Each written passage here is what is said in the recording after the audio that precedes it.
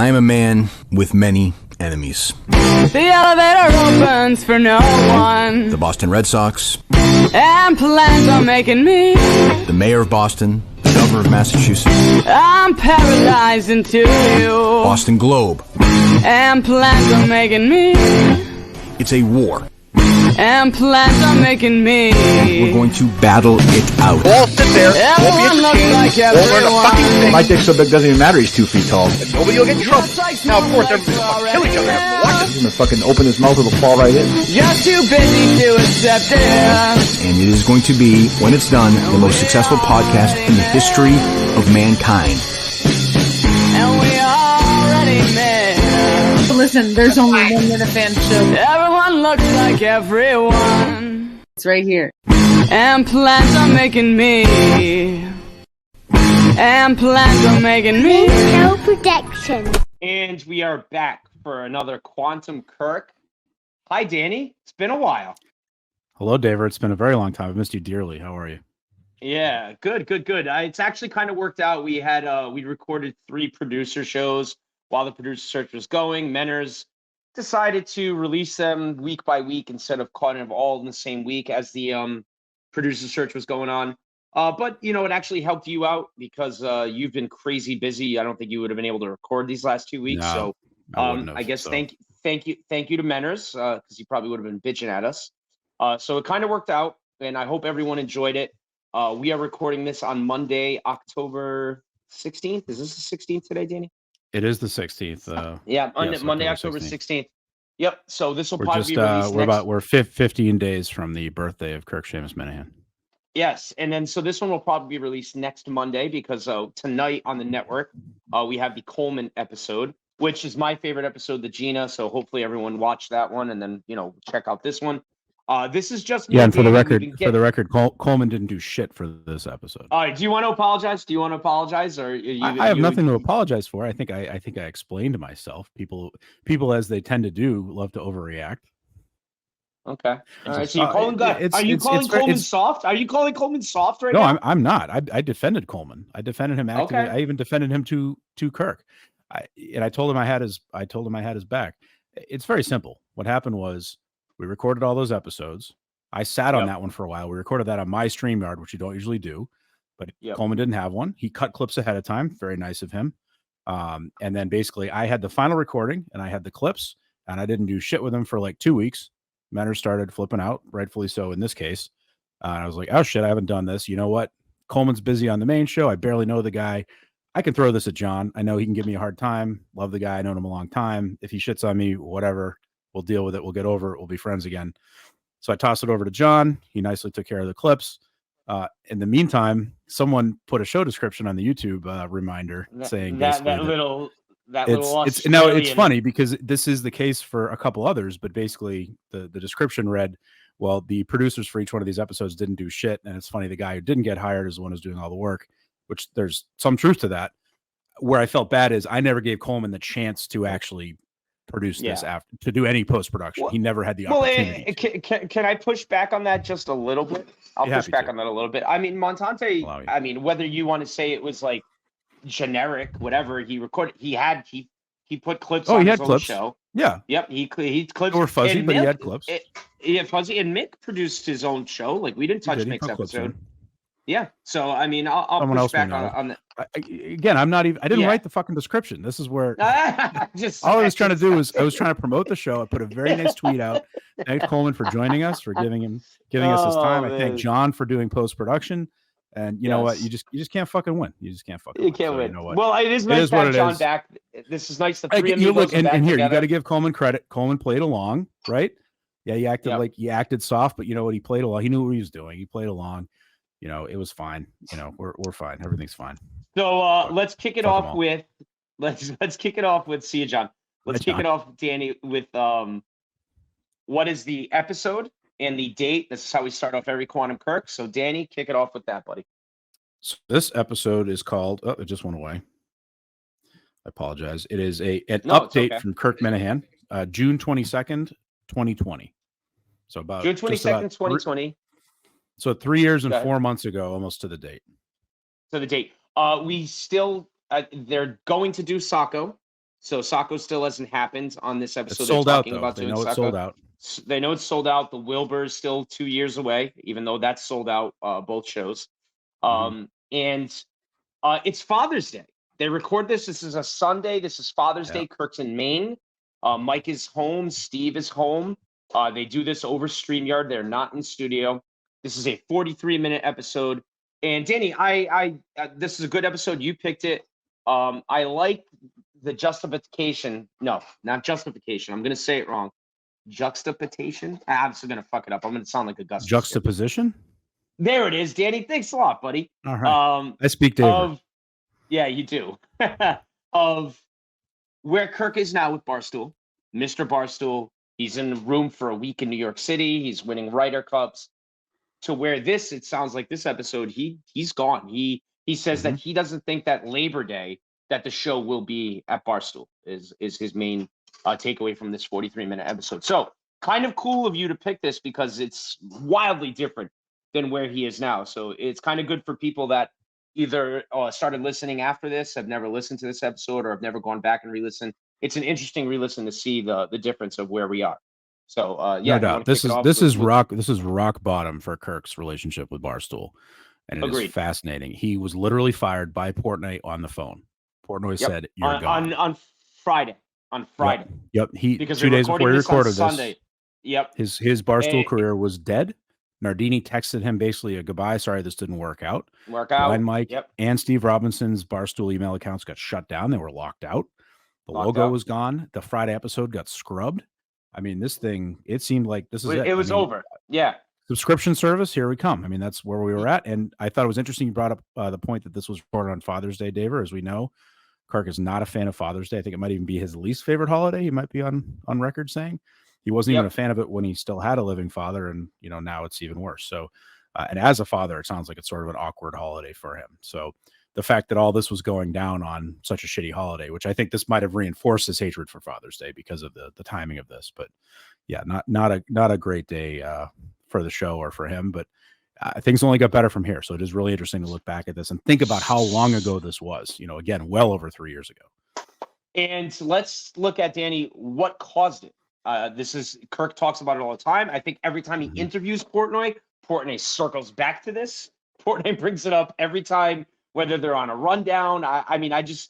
Maybe this last interview with Portnoy that, obviously we couldn't hear Kirk because John Rich can't produce, but that interview might be the only time that I think Portnoy's never brought up the whole thing that happened. And what is the thing, Danny? Let's let the folks know if they forgot or if they, are the immediate trigger, what caused the Nardini flip out was kind of twofold, but then the thing that really just made Dave say, "All right, you're fired," was there was something called the upfronts happening. And that was this is June 2020. So everything is virtual. And this is a chance to interact with advertisers. And this is really how Barstool goes about. And a lot of companies do things like this. They go about, generating their revenue by interacting with these companies and showing them for the year. Yeah. Like this is a big annual event. Big deal. Yeah. And again, June 2020, I'm guessing it's probably the first one of these things they've done, I'm sure, since March. I mean, they hadn't had a lot going on. Revenue was down. Economy was in the tank. Things were just starting to come back up again. And I'm going to let you finish your thought. I want to throw something else in there because Kirk brings it up. Huge for the company at the moment. Caller Daddy is doing their strike. Caller Daddy is in the middle of their, and they're probably the biggest cash cow at the company. At that point, yeah. Yes, and so revenue is down. Is down, and they're knowing that even if they do come back, it's probably going to be short term. They're probably not going to be part of these upfronts to sell for the next year. So they're probably, I'm guessing, Dave, Erica are probably scrambling and like, holy shit, like we need to generate revenue. So go ahead, continue your thoughts. This was a very important meeting. This isn't like So what happened was Kirk he didn't give out the Zoom link, but he gave out the password. So if someone were to obtain the link, which is not that easy to do, but we're Minifans. I mean, no offense. Well, and that's that was Portnoy's point. He said, you know what, some fucking crazy Minifans are going to figure it out, get the link, and now they have the password, and now they're in probably the most important revenue meeting of the year. I mean, this isn't like someone infiltrating an episode of fucking Quantum Kirk and popping in. This is like a pretty big deal. We're talking a multi-million-dollar many millions of dollars potentially on the line at this meeting. So it can't be one that people at a time in the worlds where, like, you know, financially, like, you know, everything's in the tank. Yeah, you know, things are hanging by a thread now. But here's the thing. Yeah. Let's back up just a little bit more real quick. Go ahead. Yep. What I alluded to before about the scrubbing of the previous episode, the reason that Kirk was angry enough to do this was because of Zonker.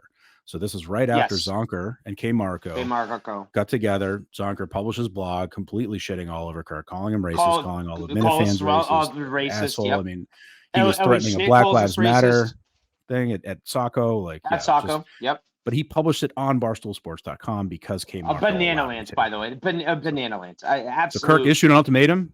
K. Marco needs to get fired. K. Marco didn't get fired. Kirk got fucking pissed, called Nardini, you know, an idiot and all sorts of names, which are now scrubbed. I don't have access to it anymore. He gives out the code, which is now scrubbed on that next episode. And there's still, you know, now I think a 2.5 hour episode that Friday, the 20th of June, that's, you know, full of a bunch of other stuff, but all the Barstool stuff is gone. And there's now a note, like a community note in the description. Funny, we're talking a lot about show descriptions today. It mentions that episode has been, you know, a certain amount of time has been eliminated from it. So, yeah, and I always found it interesting, and I think Kirk brought up a great point. And I don't know if the Erica and Kirk relationship has totally gone all the way back. I know Kirk plays with kid gloves with her now. Like, he just does. Like, he doesn't really bring her up anymore. He doesn't really talk up last week, though. He mentioned her just the other day. Yeah, no, but I'm saying, like, it's not like he used to be, Token C.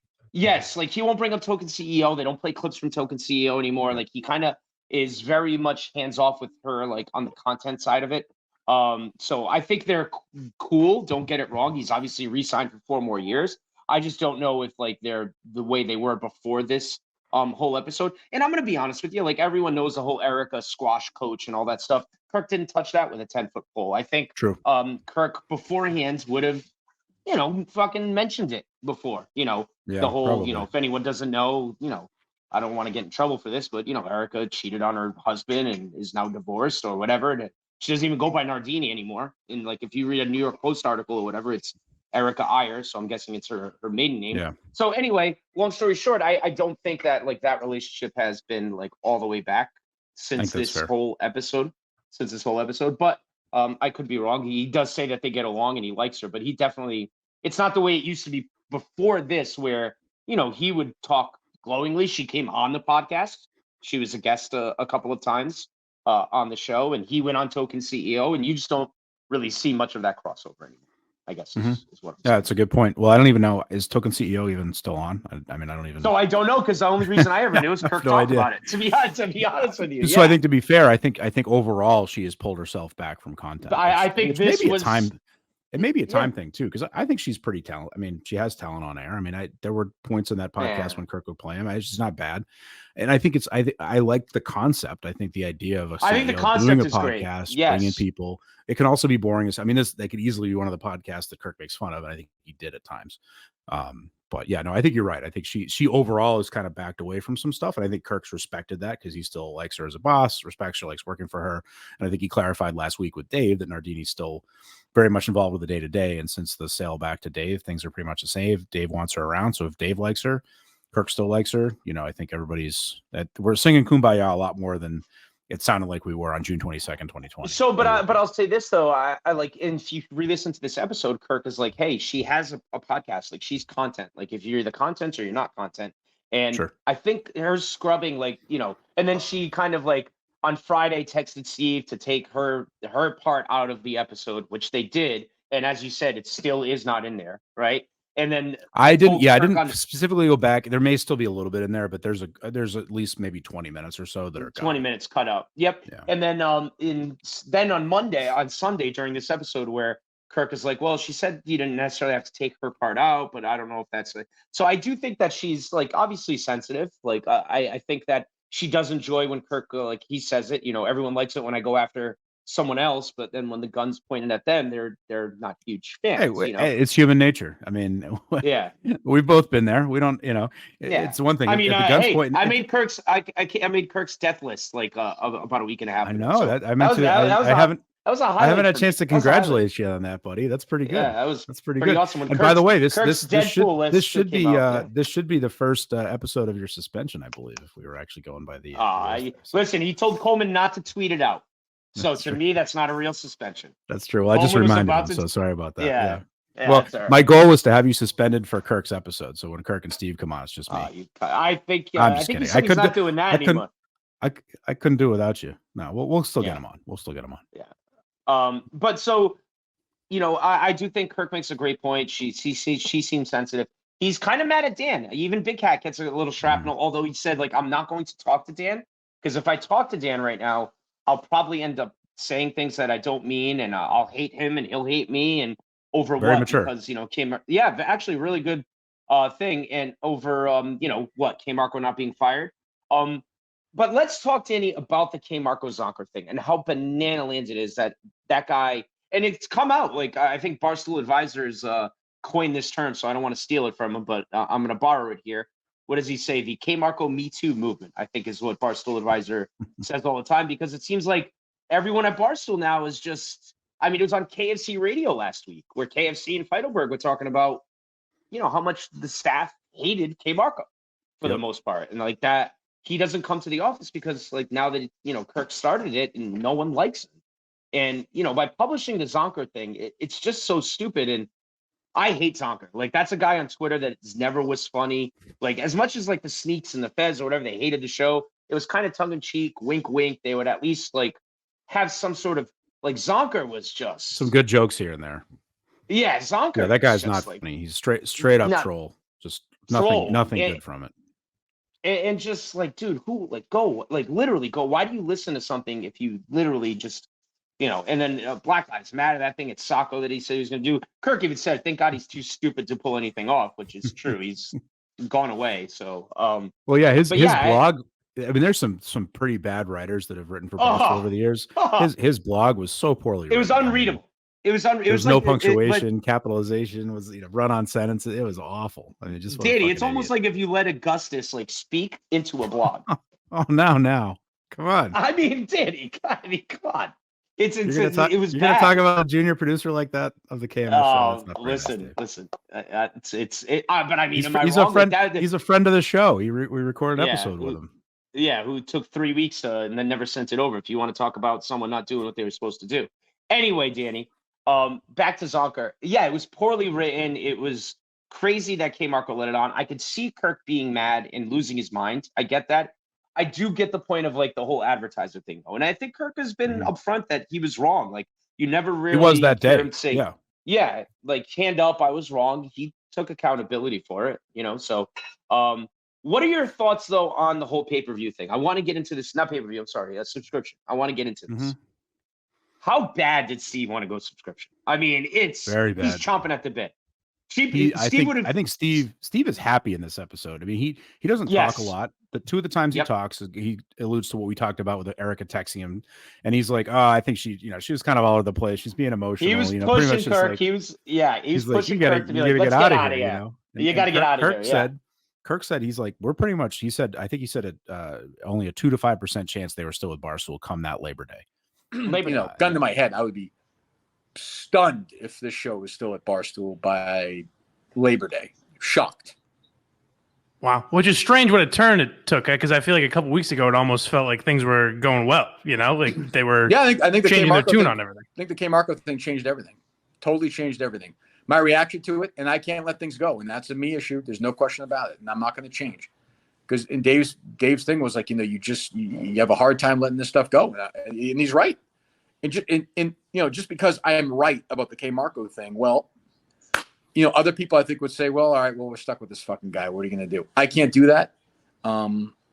That's a weakness and a strength, I think, professionally.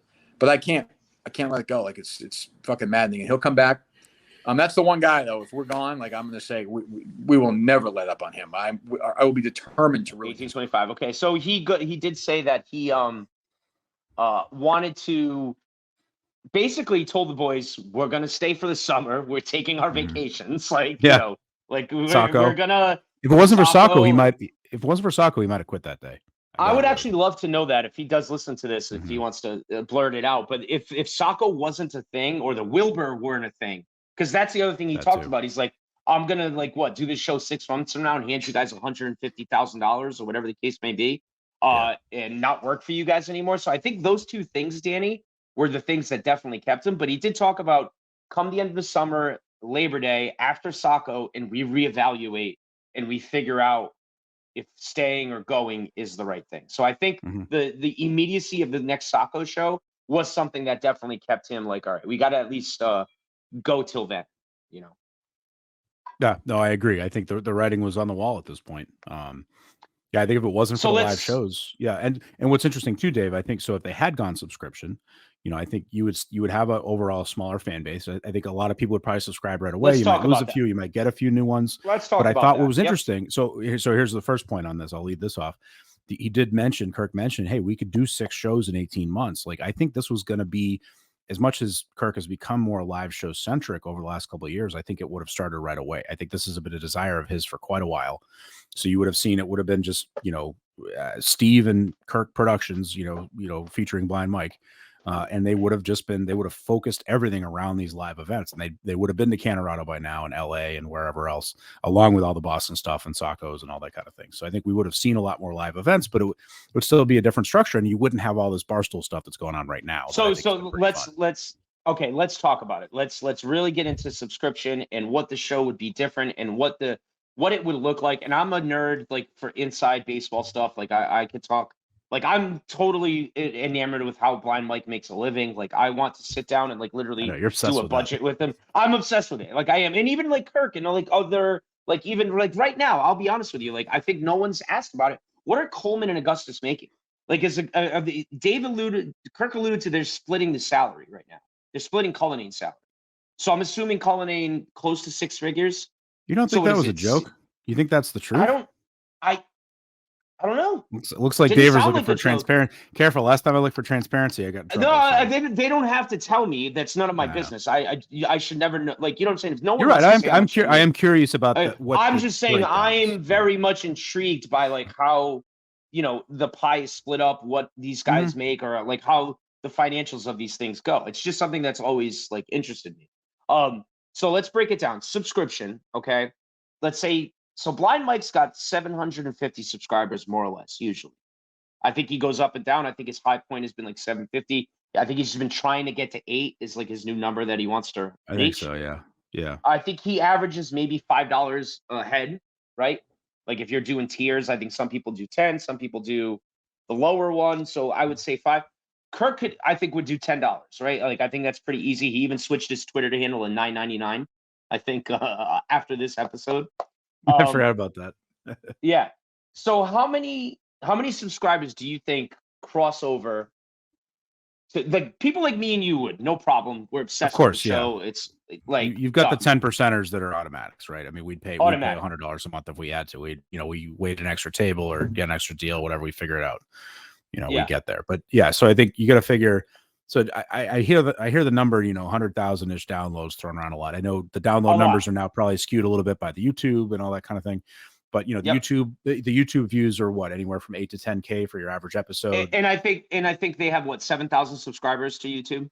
I believe so, yeah. So they're somewhere around there. So I guess I would take all those numbers and at least I'd start by cutting them in half and then probably cut that in half again, right? For to actually pay money month by month. It's just like you said with Blind Mike and those guys. I mean, Mike and Craig are pretty transparent about that, where they fluctuate. Sometimes it's like a credit card thing. Somebody's credit card expires, doesn't go through, but they have people that literally leave and then come back and leave and come back, kind of based on what's going on, which sounds exhausting for me. I'm way too lazy to do that, even if I wanted to. And I like those guys. I'm a, executive gearhead, no big deal, but I save I save my $20 a month by paying annually, so I'm a good subscriber.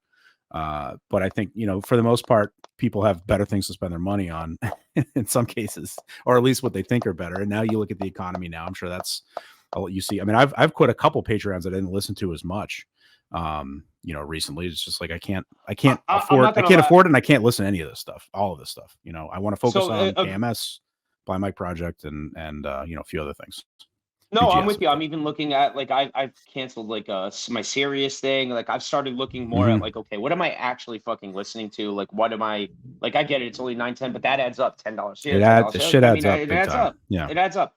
But all right, so I think my number, Danny. Yeah, what's your number? You've obviously thought about this more than I have. So what do you think? 5,000. I think he gets 5,000.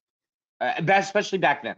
I think back then, like we're at the height of like people were obsessing over the show. We're like literally waiting for the drops. You know, like we're mad if it wasn't. That sounds. Isn't that a little low? You think? Okay, I'm just saying. So maybe, but I don't know. Again, you've thought through this. So can I?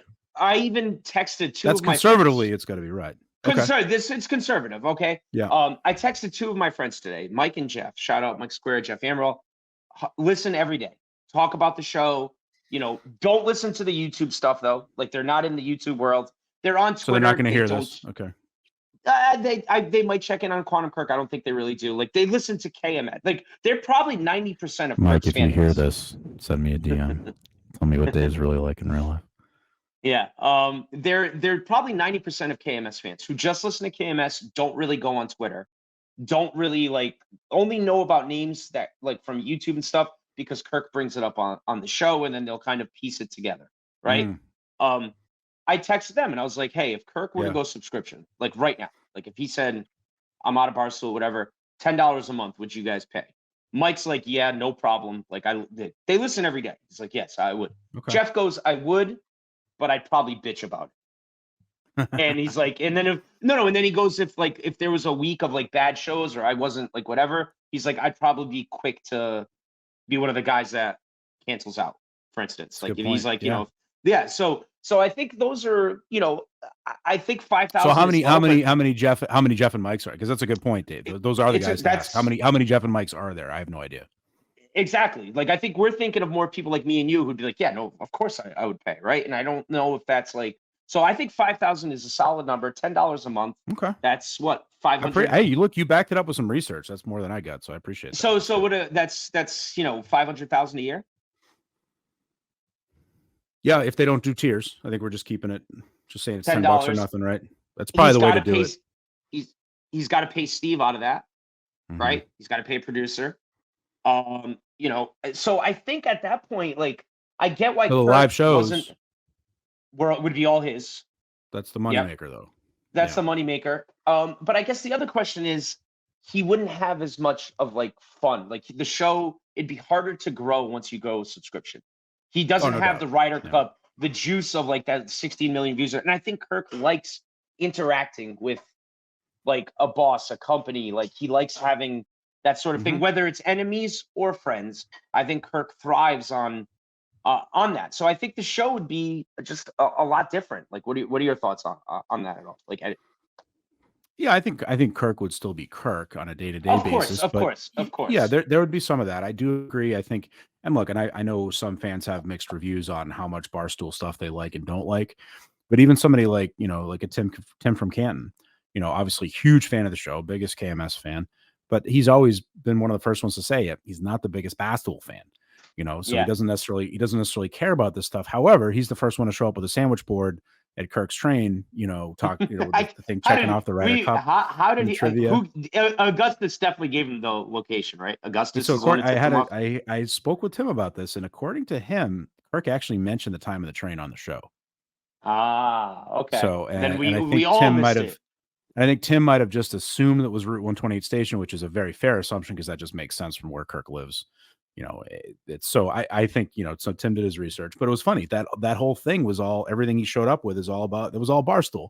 And this is the guy that doesn't even like Barstool that much. So Danny, I guess and there's times I've complained about it too.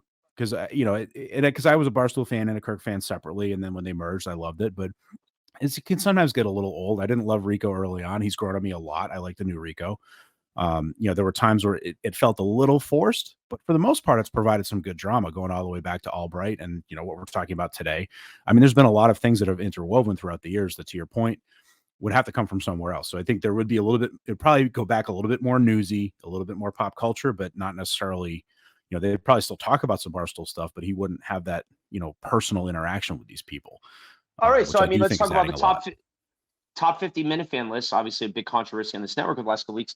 What, 5 or 6 guys on Barstool made it that Kirk said should have been on? Rico, Jeff D'Lo, Riggs, Dave Portnoy, Big Cat, K. Marco himself. Like, you know, so that's, you know, 10% of a list of people that are really talked about on the show that if he's gone subscription, that if he's gone subscription, he said they probably won't come on or, you know, these guys won't even talk about it. Yeah, you wouldn't hear from him. I mean, it'd probably be some Twitter banter. It'd probably be kind of like what we've seen from Carabas the last until a few weeks ago. A little bit here and there on Twitter, a little back and forth, a mention here and there, maybe an appearance once in a blue moon. But you just wouldn't see or hear a lot of that. But I mean, it is great. This has been such a great forum, I think, for Kirk because he is such a big competitor. So be able to get that out in a forum like this that's public, where he does, he rises to the top. He's obviously a clutch performer. He enjoys being in front of the camera. He likes having the attention. He likes the interaction, the back and forth, the messing around with the guys, as much as sometimes I think he pretends like he doesn't. And I'm sure at times it's annoying, especially when it's a bunch of kids, younger than him, which this last week, it sounds like it wasn't. I mean, he might have been the oldest, but you got Portnoy and Big Cat and some of these guys that are kind of right up there with him. So I think that's the group he feels comfortable with. He obviously has fun with it. And it does. It provides, it's fun content to then have him come on and talk about this stuff after the fact. I think speaking of young kids, when does Kirk come in a bad mood and Coleman says something that like the 23-year-old say, and Kirk just is like, "Shut the fuck up, Coleman." I feel it's coming soon. There was almost a little of that last night. Last night with the Sunday night episode. I mean, he was like on the edge about a couple things there. Yeah, it's but that makes me laugh. The way Coleman talks is very millennial. It's actually really funny. I like the guy a lot, but it makes me feel very old. Yeah. He said something last night. I didn't even know what it meant. Right off the rip. Yeah. Right off the rip. It's like, R.I.P. Like, what the fuck is that? Yeah. So Steve wanted subscription bad. Mike doesn't sound like he does. Mike is now, I think, in this episode, he's asking questions about what's next. He's more of like, where Steve's kind of like, you're right. I think Steve's instigating. Steve's like, let's get the fuck out of here, like right now. Mike, I think, is probably worried of like, okay, would Kirk keep me on as an employed person? Like, who's going to pay my salary? Like, what if you don't get enough subscriptions? Am I back to being for free? I think, and here's a real world question, Danny. I'm nerding out right now. Health insurance. Who's going to pay these guys health insurance? Like, if you're making $500,000 a year on 5,000 subscribers, let's say, whatever the case may be, you got to pay Steve. Who's doing health insurance? Who's paying Steve's health insurance? Kirk's health insurance. Like, these are things that when you go, I guess so, right? Like, these are things when you go subscription, if you're going private, that you might not necessarily like think about per se. But I think Mike is the one in this episode who's very much like, oh shit. Mike doesn't have the security Steve does, and we all, we've said it a million times. We all love Mike. We love him on the show. Mike's still there. Steve is not. But the fact is, at that point, Steve was a producer. As far as we know, he's producer for life. He was producer as long as he wanted the job. And Mike, as much as we love him, could have been out on his ass any second. And so once that Barstool, and then he still was a Barstool employee at this point, right? This is before fencing. Yes. Yep. So, I mean, that's the thing. If Kirk leaves Barstool, so does Mike, and now he's kind of out on his ass. And he's got a nice thing set up now with the Patreon and everything. And to your point, he has. But he wouldn't have done it then. No, I don't think not to say he couldn't have, but he just didn't. He needed a little bit more base. He needed to go through his personal growth and get more practice and more mic time, more reps. And obviously he, really dove headfirst into the whole Blind Mike project. And I think it served him well. But yeah, he wasn't at that point. And I think he obviously was, teetering on some, a little bit of a breakdown, as we know now. And I don't think I'm saying anything out of school. So that may have only been accelerated and exacerbated if he no longer had, a company take care of his paycheck. Yeah. And I think too, he would have had to find another job. He would have to find another job. Like Kirk would have been, if Kirk was going to pay him, he would have been part-time and he would have needed something else to do. Yeah. I think too, Kirk says it in this episode where he's like, listen, if it's just me, when Dave fired me for those 7 minutes, I'm not even apologizing, but I would have been like, okay, cool. That's it. But he's like, it's Steve, it's Mike. Because if I'm gone, they're gone. And then like I went like, so Kirk even said, he's like, that's why. Mike's like, wait a second. Hey, wait a minute, dude. Yeah. Did you hear Mike's reaction when he said that? Yeah. I can't pay my rent next month, bro. Yeah. But yeah, so I think Kirk I'll give him a lot of credit for that, for being like, swallow his pride a little bit and saying, Dave, I was wrong. And kind of I think at this point though, Kirk is almost like, I'm apologizing to keep these guys on board for now, but I am starting to think about my next step. Like, I can't just assume I'm going to be here for my whole contract anymore, because I've been fired twice now. Like, literally, he even says, he goes, this is now the second time in a few months where we've been fired for a few minutes. Like, I can't keep going on. Like, he even says, I'm a 45-year-old man. I can't keep like counting on these people that like Dave's not going to wake up and just be like, all right, you're fired. Like I'm fired every time. And these people keep doing awful shit, calling me racist and publishing blogs, and they're not fired. So where's the you know, the quality, I guess I don't know the word I'm looking for, but Consistency. you know, consistency. Actually, good one. Yeah, where's the consistency? So I think he mentions that, and he's not wrong, right, Danny? Like he's not wrong. Yeah.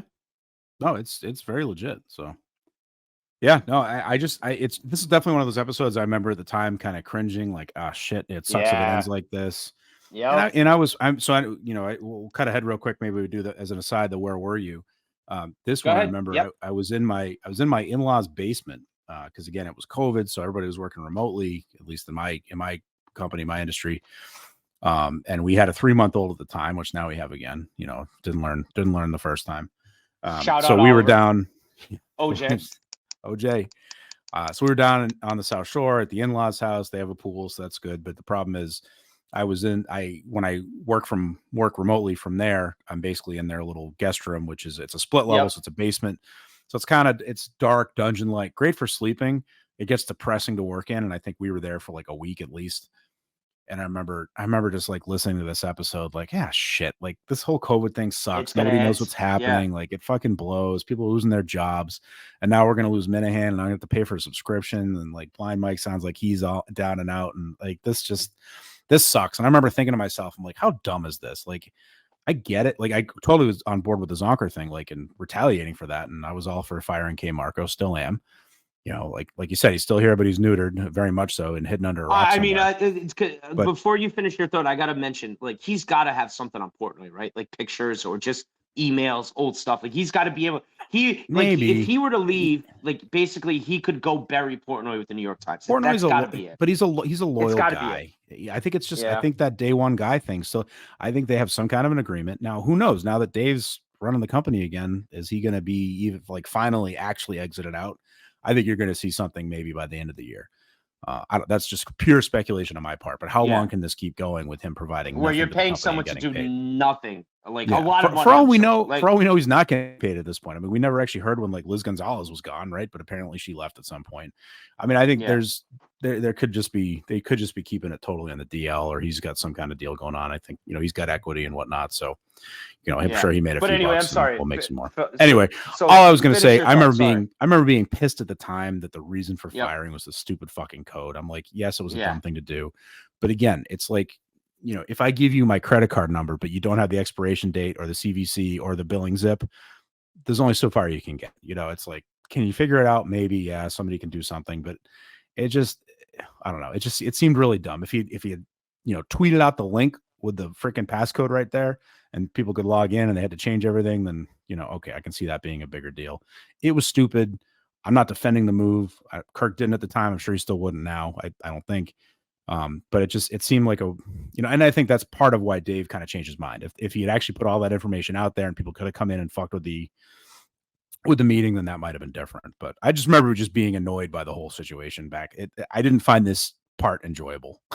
No, and then I'm sure none of these guys did either. I don't think at that very moment any of them were having fun. I mean, except Steve. Yeah, Steve was up. Steve saw the dollar signs. Yeah, Steve was he was so ready to get out of there. He's such not a Barstool guy. He just doesn't fit in there, and I get it. I wouldn't either, but he was like so beyond it. It just didn't. The fact that he was actually an employee of Barstool Sports is still kind of laughable to think about. It's very funny. From Barstool Sports to the main wire is very, very funny. Like that is very great, But yeah, so I agree with you, and I'll also give Portnoy credit for being like, hey, listen, all right, you're not wrong. You can go at Ellie. You can go at K Marco. You can't fuck with advertisers.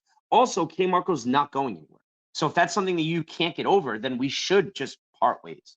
So I'll actually give him credit for laying it out like that to Kirk. Kirk mentions that on this episode where he's like, and he tells Steve and Mike, like, we got to get over that. Like, we have to get over that. If we can't get over it, then, like, we shouldn't be here. Like, he told me he's not going anywhere. I don't agree with it, but it is what it is. We need to finish out the summer, have great shows, make a lot of money for Barstool in the next few months, and then we go from there. So I actually give both guys a lot of credit because I do think that the way that they communicate with each other is very just open. And it's honestly admirable that they can talk to each other the way that they do, from boss to employee or even friend to friend. Usually it's hard to find a relationship where you're literally just like, hey, this is what it is. If you can't deal with it, then yeah, we shouldn't be in business together. Yep. No, totally. So And that kind of relationship is refreshing. And then you can call him, you can call your boss a cunt 50 times on a golf course and it's fine. Yeah. It's like, and then they laugh. yeah, you and then they just don't say, yeah. my boss and I get along pretty well, but I don't think I would get away with that. Yeah. But Barstool is a different world, of course. It is. It's not real life, which is a good thing. That's why it is what it is. It shouldn't be. Yeah. All right. Anything else on this episode that jumped out at you? Oh, I actually have one more thing and then I'll let you go. I'm sorry. Barstool Gold. So Kirk mentions that Erica's so Erica mentions like, when I meant good luck with subscription, it's a good move. I was talking about our subscription. And he's like, I don't know what she's talking about. Like, no one's ever proposed that in front of me. Once again, I think Erica was like just, changing the tune from Friday to Sunday of her texts or whatever. Yeah. But cooler heads prevailed. They did try Barstool Gold after this. Kirk was not a part of it. Mm-hmm. Crazy that thinking back on it now, that's actually nuts to do. I don't know how they thought that would like work, to be honest with you. Like you're going to put some stuff behind a paywall, not all this, like it's wild. Hadn't it already started? I thought they made it free during COVID. Or maybe, but he's talking about a subscription service. So I just always assumed that was Barstool Gold. Oh, okay. No, I think, because I remember specifically when COVID, I want to say it was maybe like a month or two before this. I remember Barstool Gold content being released for free because Portnoy was like, hey, it's COVID, everything sucks. Let me help you guys out. Okay. So I do think so. Maybe yeah. So, are you saying that if Kirk went subscription, it was potentially still with Barstool, it would have been part of Barstool Gold? Barstool Gold. That's my reasoning. Yes. Yeah, so that's okay. Because he says that, Erica, he's like, I'd listen to I'd listen. No one's proposed anything. Like if it works here, a subscription service, I would certainly listen. I don't know how that would work. Would I still get a base salary? Would I get all the money from the subscription? Gotcha. He's thinking out loud during this episode saying that. So I kind of missed that, but yeah, you must be right. I guess that would have been, they would have used that infrastructure. Yeah, I would assume, because it was there and I think they had already abandoned it at that point. But I think Steve was like, Steve was poo-pooing that, because I think in Steve's mind, he's going, why are we going to charge people $10 a month? Why are we not keeping the whole $10? Like, you get what I'm saying? Because I totally do.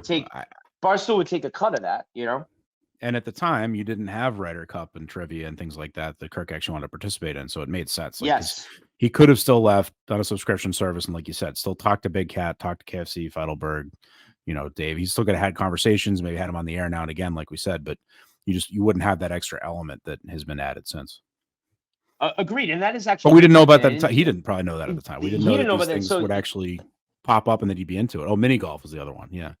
Yeah, so you're right, Dave. These are things that, like, at this point, the only relationship he has with Barstool is kind of a bad one. Like I said, he almost got fired for Albright, even though they were totally in the right on that. And he's got people at his company calling him and his fans racist for like fucking 4 months. Yeah, pretty bad. So, well, to be fair, on the Albright thing, Kirk wasn't going to get fired, but Steve was, and then if Steve got fired, Kirk was going to leave. So for all intents and purposes, same result, right? Same result, yeah. I think that's what ended up saving it, because they didn't want Kirk to leave at that point as much as they probably want to get rid of Steve. Yeah. All right. So anything else then jump out at you that I actually don't think I had anything else big here. I made a couple notes, but I think we've covered most of it. I just think once again it's an interesting time to look back on, and it's entertaining to me now. But I'm kind of glad that part is behind us. And look, the point that Kirk made at some point that, hey, look, it's probably still going to end badly at some point. That still could be the case. But at this point now he's built up several years of building a relationship. I think so. Yes. I think, collateral, I think, or equity, whatever you want to call it. I think at some point, all good things do come to an end, but I think the likelihood of something crashing and burning is very difficult, because a lot of things would have to go wrong, I think. And then also too, Danny, I think that like he's at the point too where like there's no one left really at the company that like is assholes, like that are just, even the people that he says this week he's made new enemies. I can't imagine it's something where it's like as bad as like he wanted, like he hates K Marco. K Marco tried ruining his show and his life, like similar to Murchison. Like, he really did try to do that. Like, I don't think whatever happened at Barstool, Survivor this week will get that deep, I guess is what I'm saying. I think it's a good point, Dave. I highly doubt it. I think, for something to get that bad again, I don't see, he now has enough people on his side that are especially higher up at Barstool. I don't think people would allow that to happen. He has too many people that are too high up, who are too connected, who are the big revenue generators at the company that have his back now. And they just didn't before. Either they weren't there yet, or they just hadn't established that relationship. Well, or, I mean, at some point Dave so did, let's, but the other guys didn't. Let's look at this. Like Jeff D. Lowe. Jeff D. Lowe is like a big deal at Barstool now. That dozen thing is a big deal. He's involved in big projects. He's and speaking of guys that almost got fired, though. I mean, he was almost gone. That's what I'm trying to say. He was below K. Marco at this point. He was a nothing in the company. He, Dave called him out for, basically like, you don't make any revenue, like you do nothing, like your lights, camera, action is a nothing thing, and so it's funny now where like Jeff is now a higher. Riggs was hosting, Barstool Radio. He wasn't a higher up. Riggs is He's doing top political 10. stuff. Yeah, Riggs is like a top 10 employee, top 5 employee in that company now as far as like generating income. So I do think that he's now allied with guys who are way bigger in their profile at Barstool than they were then, where they were below guys like K. Marco. Like K. Marco used to probably push those guys around. So it's kind of funny to see in 3 years how much things have changed within the company as well. And not that Portnoy's bad at this, but I think he just didn't always either care enough or didn't take enough interest or just didn't have time to really look into everybody. But I think Kirk is not only a really good judge of talent, but of character. I do think he recognizes, hey, look, and even when he thinks somebody's being an idiot, he's like, all right, but this guy's a good guy or whatever. And sometimes I do think maybe he says it when he doesn't mean it, but for the most part, I think he knows who he wants to hitch his wagon to, or in this case, just sort of, hey, who to befriend, who to become an ally with. Yeah, because he had, he, like you just said, I mean, he connected with some guys that were, you're pretty close to being out of here, and now they're up at the top, and Kirk's up there, up in the pantheon with them. So, and the guys, hashtag Kirk was right. The Ellie Schnitz are gone, and the Liz Gonzalez's are gone, and some of the other people that just didn't want around. Remember that? Josh is gone. Yeah, for all intents and purposes.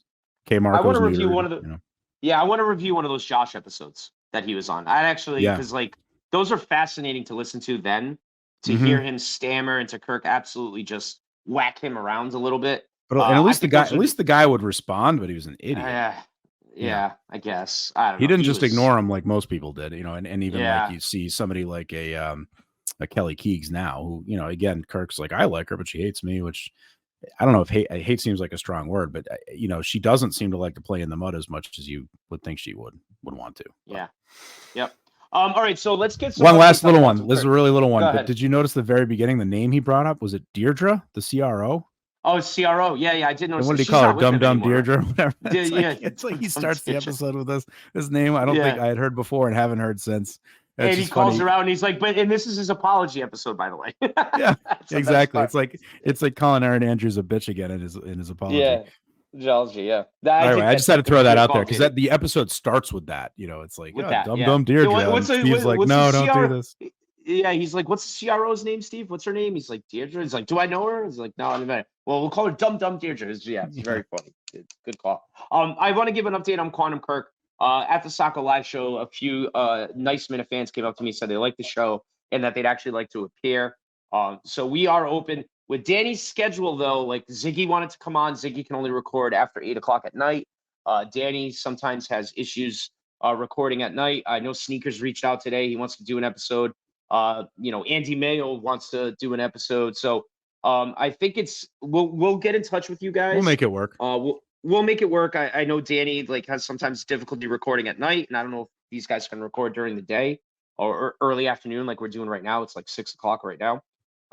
But yeah, get into our DMs. It's more of with Danny. I'm pretty open to kind of whenever, even if we have to record in the morning before I go to work or something like that. I can be pretty flexible. But definitely, if you guys want to come on, those guys that I mentioned, get in the DMs with Danny. See when Danny's schedule allows it, and we'll definitely would love to have more fans on and go over. I think my favorite that I'm looking forward to is the Andy Mayo episode where Steve literally, takes his ding dong out and just slaps Andy Mayo around in his mole with it.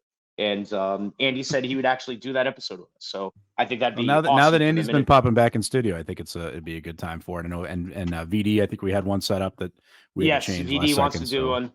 We got Yeah, him, and then so we got a at few least people. a couple more. So yeah, if we haven't chatted with you in a while and you are interested, please reach out and we'll try to piece it together. And of course, at some point we're going to have Kirk and Steve on to talk about the Dr. No, it wasn't Dr. Dan. Which one was it? No, it's Colin. Colin. He wants Colin, to do Colin. Of course, Colin. That's his favorite episode. Is Colin. So, how could we forget? So. I think that's the most. I think that's Kirk's. I mean, we'll save it for if he ever does come on. I think that's the most proud episode. I think he's just really proud of like writing that. It almost feels like an audiobook, like a movie. It's very well done. I think it'd be fun to have that break it down, like that happen again. Yeah, we'll break it down and then do a repeat. Yeah. Yep. Maybe we'll do the Christmas Carol or something. All right. Yeah. Awesome, Danny. I'm gonna go have dinner. You have a great night. We'll see this hopefully released next week. And thank you, Menners. Thank you, John from Scranton again. Glad to have John back. And we'll see you soon, guys. Till next time. Thanks, Dave. Thanks, everybody. Bye. I forgot what the issue was last fall when you went on Sirius Radio and he just for 20 minutes chewed your head off public. Yeah, for making fun of Tommy. He just chewed your head off for 20 minutes. I mean, it was barbaric. But we haven't seen something like that. Like K Marco hasn't had to go out in public and take his right. But I think we got to move. Like I think we just the three of us got to be like, well, this is obviously not going to change. Nothing's going to happen to him. He got yelled at, whatever. This song is called 5,000 Candles in the Wind. Up in horsey heaven, here's the thing. You trade your legs for angels' wings. And once we've all said goodbye, you take a running leap and you learn to fly. Bye-bye, little Sebastian. Miss you in the saddest fashion. Bye-bye, little Sebastian. You're 5,000 candles in the wind.